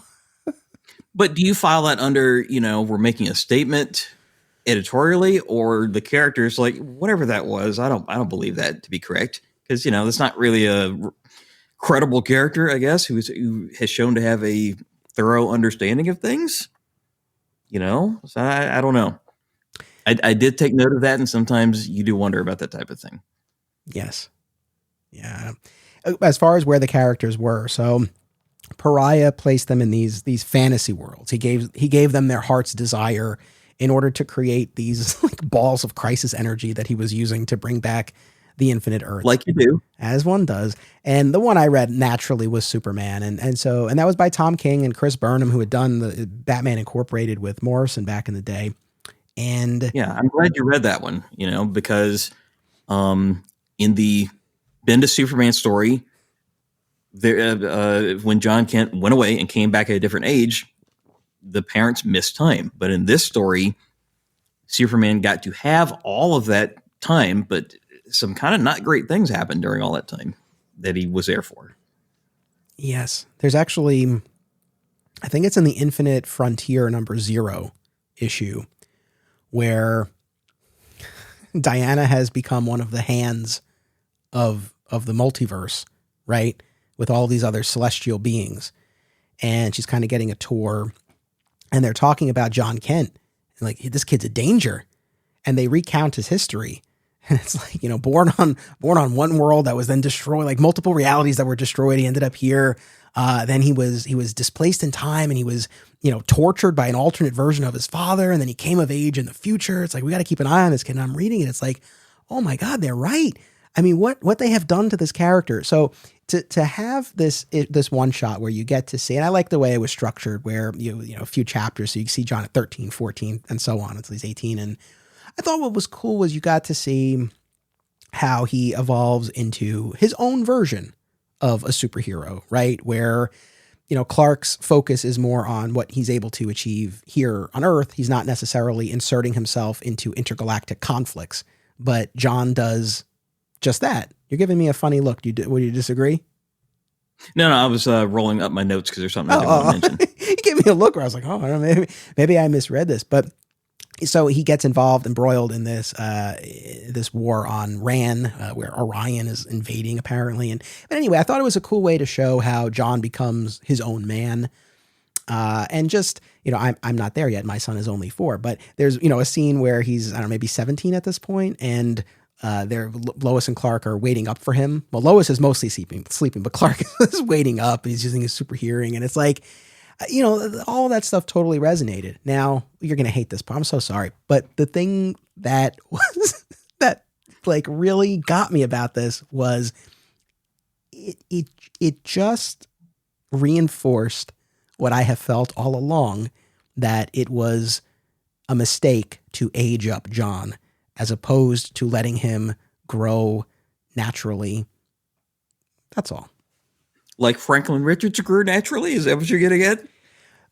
Here's the thing, and I know this is its own conversation, but relevant enough here. I don't understand why John Kent needs to be Superman. I feel like if you had kept him at 13, or look, maybe now enough time has passed, he's 14 or he's 15, and he can be a Superboy and go on many of these same adventures that he already is. Like, he doesn't need to be 11 or 12. Like, mid-teen, I think, is kind of a fair balance. And he can have a lot of these same stories, but you don't rob the audience of seeing his development, and you don't take that away from that family. Like, I feel like that was, I'll never get on board with that. And again, I also don't know why, even at 18, like, he's still Superboy. And I love the Son of Kal-El series. Like, it was great. I enjoyed it. I'll be reading the John Kent miniseries for next week's episodes. I'm looking forward to it. Like, to be clear, I love the character, but I still don't know why he needs to be Superman. I know they got a big pop when they announced, that Superman is bisexual and all of that, right? And again, totally on board with that for that character. But I'm just saying, as far as like why it has to be that mantle, I just would have preferred if we had allowed him to just grow naturally. So I do, stick to my standpoint that I want Superboy with the Legion of Superheroes. There was a point where I was exactly like you, where I went by John Byrne, Man of Steel, that Superboy was not a thing. Not a thing. They even show you storylines as far as like why it wasn't a thing, and well, who was the Legion interacting with? Who was that? They cover all that stuff. Superboy, not a thing. That's where I was at for a long time until I learned more about the Legion of Superheroes. Then I really, really wanted a Superboy to be able to interact with them. That's why when Connor Kent, back when he was still very new with the leather jacket, when he got to interact with Legion, I was like, this is awesome. It's happening. I think that when it functions properly, it's not really like the storyline, which was awesome, which Jeff Johns and Gary Frank did in Action Comics, where it's Superman doing stuff and, oh, here's his friends, the Legion. When it functions best, it's like the team. This character's doing this character's doing that. Superboy's got your back over here. This character's doing that. He's part of a team. And I got a little bit of that, but that's not something that is really got to fully be realized. I got a tiny bit of that. Superman and Lois were not at all good with having lost that time. They were hurt by that. That was apparent in the story. They couldn't do anything about it, though. But I equally didn't get the thing that I thought I was going to be getting for a period of time. And we went instantly into Superman, like you said. So where then does that character go next? I don't know. I don't know. Well, is there anything else you wanted to say about that one shot, though? Well, like I was saying, like everything that happened wasn't necessarily good. It wasn't necessarily Superman having this perfect life. Like some bad things happened to John in the quest to be a worthy superhero and like a let me make my parents proud, right? Some bad stuff happened to him. All of those one shots were not of that quality. They weren't. I feel like that was probably your better one out of all those, showing where is the Justice League right now. They're not dead. We know that, but where are they? None of them quite did what that one accomplished. I'm trying to remember where those stories you even collected. If there's I think there's a Dark Crisis companion of some type. Yeah, sure. I think it's called Worlds Without a Justice League or something like that, right? That's what it is. That's what it is. Having read all three of these volumes together, I feel a little better about the story. I had more fun with it. Than because I feel like even I dropped off on Incarnate somewhere, or even I was like, I don't know what's going on. I give up, which is not really like me to do. But having read all these in succession versus when they come out on a weekly basis, which is usually how I take in all my contents on that weekly basis. I very rarely will pick up something in graphic novel that I've never read before. Like I usually don't buy a movie that I haven't already watched. I'm the same way with graphic novels, but I had a lot more fun with this one. There's a point in Justice League Incarnate where President Superman and the new character, Dr. Multiverse, have to go to Earth 33 and go to a comic book store and buy some back issues of DC Comics and get approached by an editor to they need for a certain thing they need to write their story. They need to write their outcome. And that's kind of, maybe it's too much. Maybe it's too meta, or maybe it's fun. I don't know. I'm not sure. Hey, listen, I'm glad you had more fun with it. It definitely sounds like you got more mileage out of this crisis than I did. And as always, anytime when I don't like something, I do genuinely hope other people liked it. It's not like I'm here trying to convince anyone to dislike it. And I would love to hear from people who really enjoyed it. But I would also be curious to know if those same people read death metal in particular, right? And I don't even mean that you read it a week earlier like me, but I mean, if you read it in 2020, that's kind of the thing that I would be most curious about. We are an affiliate of BCW Supplies, so the next time you need to restock on comic book bags, boards, boxes, and more, be sure to use promo code FSP to save 10% on your order. That's FSP for Flat Squirrel Productions. It helps support the show too. Thank you. I know I've asked you a bunch about the customer reactions. Were there folks new to this or not who expressed excitement over the return of that original multiverse? Did people seem dialed into that at all? Like Jermaine, they brought back those original Infinite Earths are back. Well, so here's the thing that I cannot answer that question directly, because I'm pretty sure that the Flash television show had covered multiverse stuff at that point. So I don't know if a person would be completely unaware of the idea, or maybe they heard about it in passing, or they're like, oh, this is the thing that was on, we did a whole season of this TV show that kind of covered this. Now it's happening in the comic books. Okay. And I'm ready for it. I don't know. Because I forget that sometimes, that in today's world where we are, the general public has encountered, all kinds of characters and subject matter, and haven't never looked at a comic book, but they have encountered the subject matter and know the characters. I forget that sometimes, because that's not really the world that I came from. We're the general public.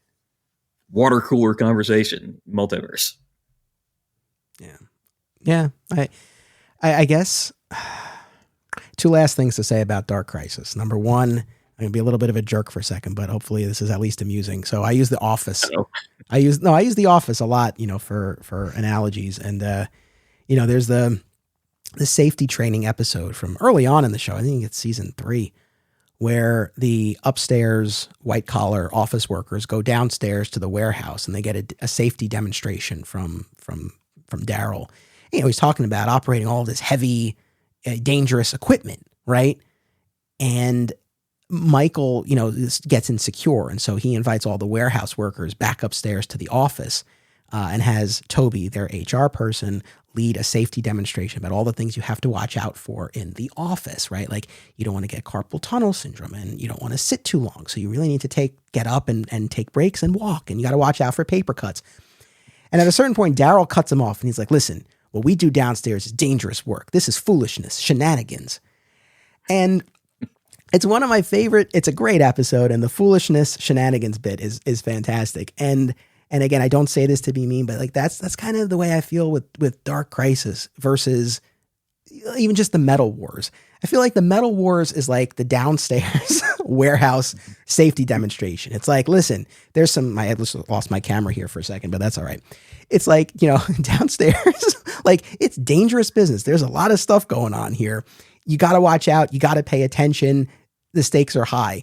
And I feel like Dark Crisis is kind of like, you used the word basic before. I feel like there's, again, not a ton of meat on the bone. It feels light for a crisis event. And I feel like when you put that title out there, it does mean something. And for anyone who read it and got that from it, great.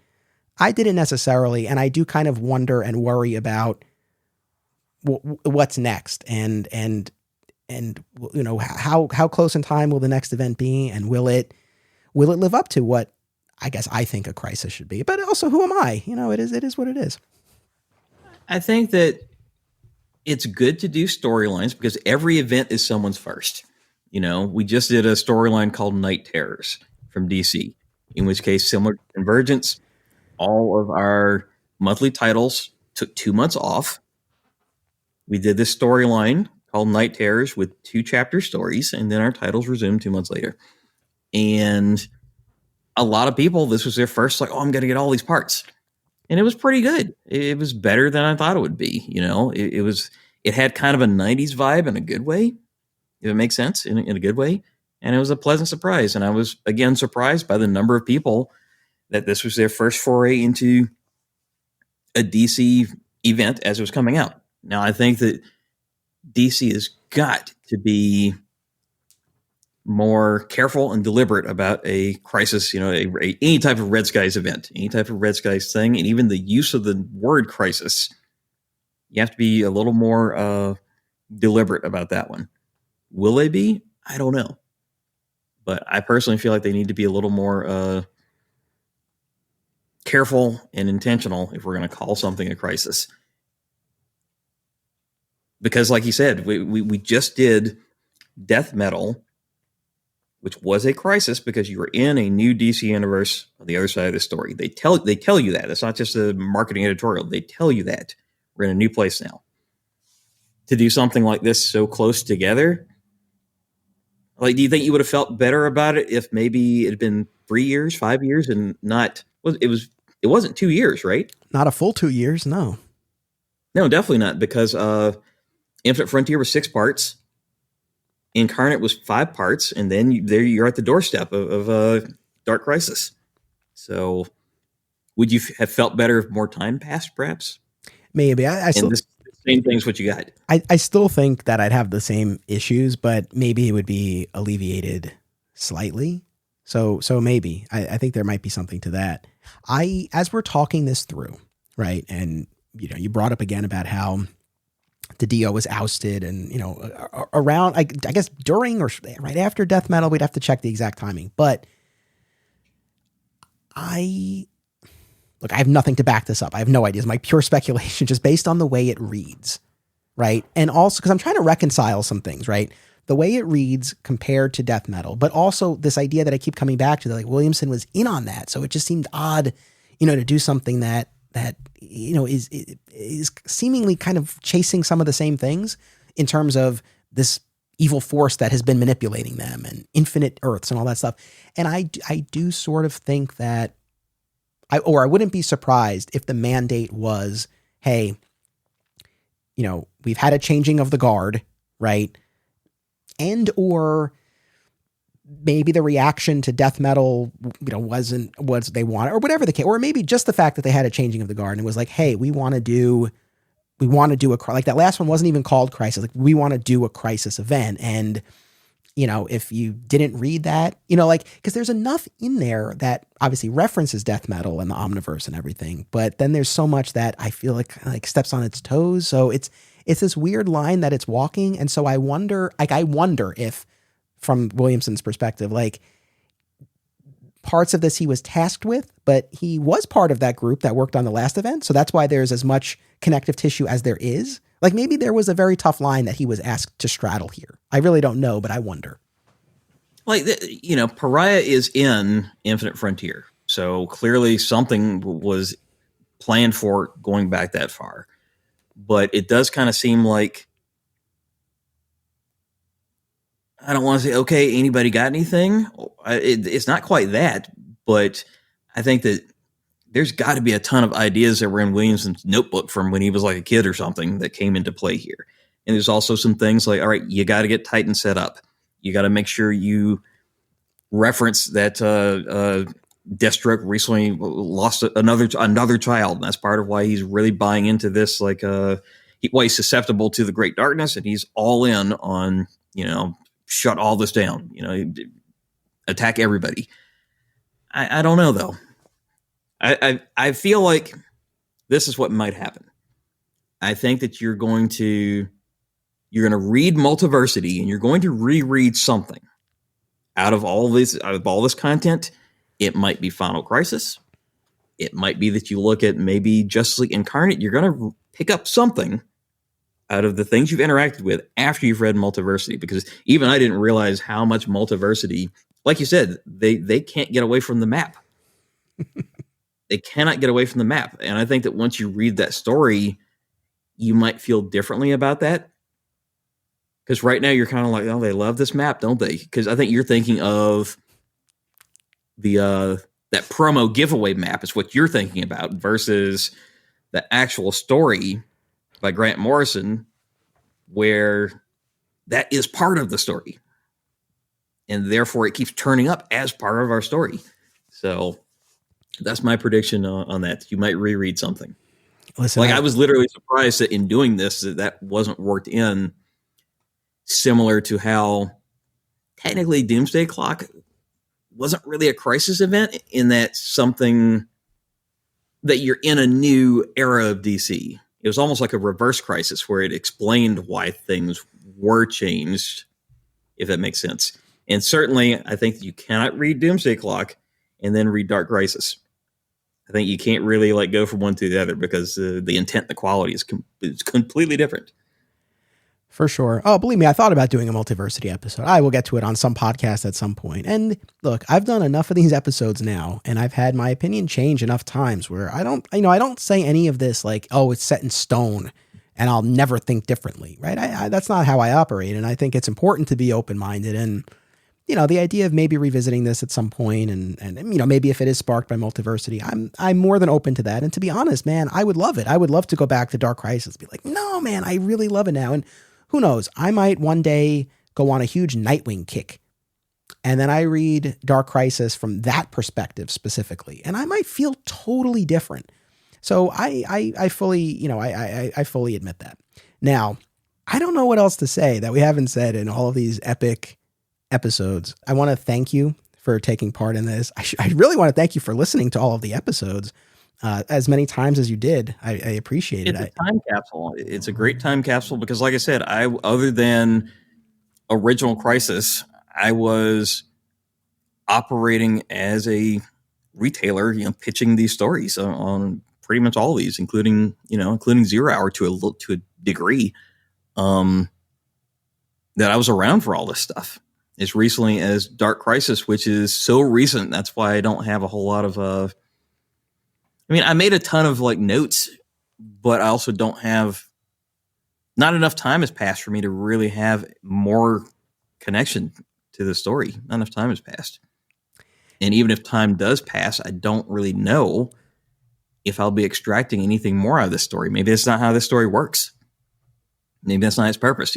Doomsday Clock, I feel like I can come back to that from time to time and get something else out of it. But this one, I just don't know. I do genuinely feel that this one is more surface level, and that's fine. Especially, look, I complained about how dense, the metal stuff was. So it's like, this is something that is, that's not that. So, it's totally fine. I thank every guest who has joined me.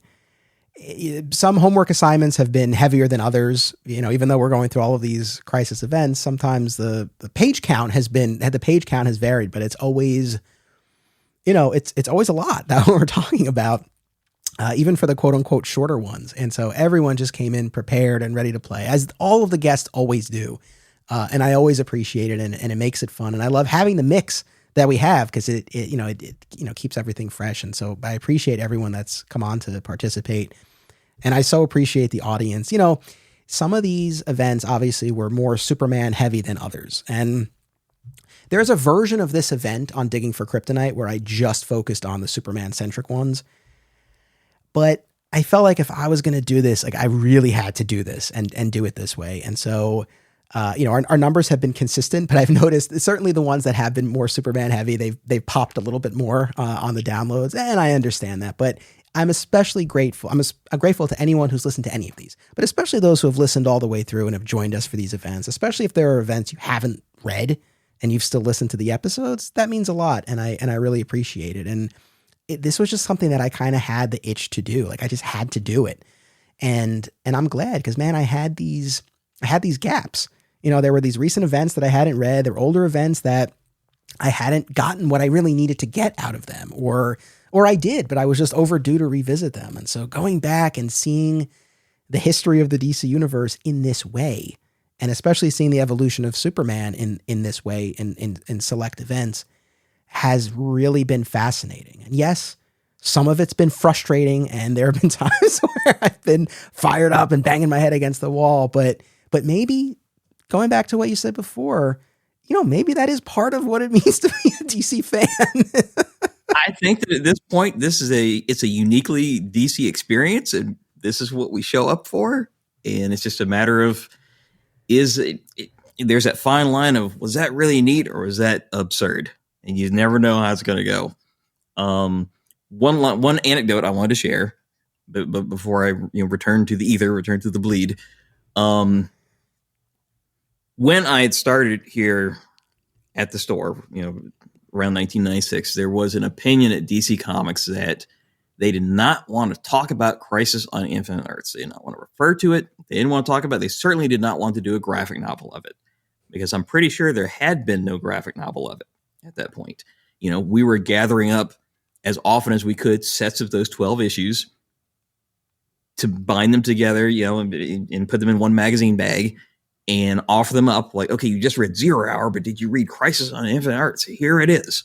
We were trying to make a point to do that, and we were doing it pretty well. We were making this older story active again. And, we would mention, there were some barriers between us at, the ages we were working at the store, and, the middle person / owner of the store, and then to the DC rep. There were some barriers there at points, but it was like we were trying to make a case for, you guys need to reprint Crisis on Infinite Earths, by George Perez and Marv Wolfman. death of Barry Allen, we're in the Wally West era right now. You need to reprint this thing, right? Don't you think? And there's even a point where I want to say I was at a convention or something, and I suggested to Bob Wayne to reprint that. Didn't want to do it. Actually, no, that's not true. I suggested to Bob Wayne during OMAC project, I think, to reprint Justice League International, which is where you get, Ted Kord Blue Beetle. I was like, you've just made this character, important in the forefront. We've just lost this character, but there's nothing to supplement. There's nothing to read that says, oh, well, who was that guy? Didn't want to do that. But anyway, there was a sentiment. They don't want to talk about Crisis. Don't want to talk about it. But they did at that time, and you may own this or may have seen it, a Crisis hardcover slipcase. It was not oversized. It was standard size, but it came with a silver slipcase.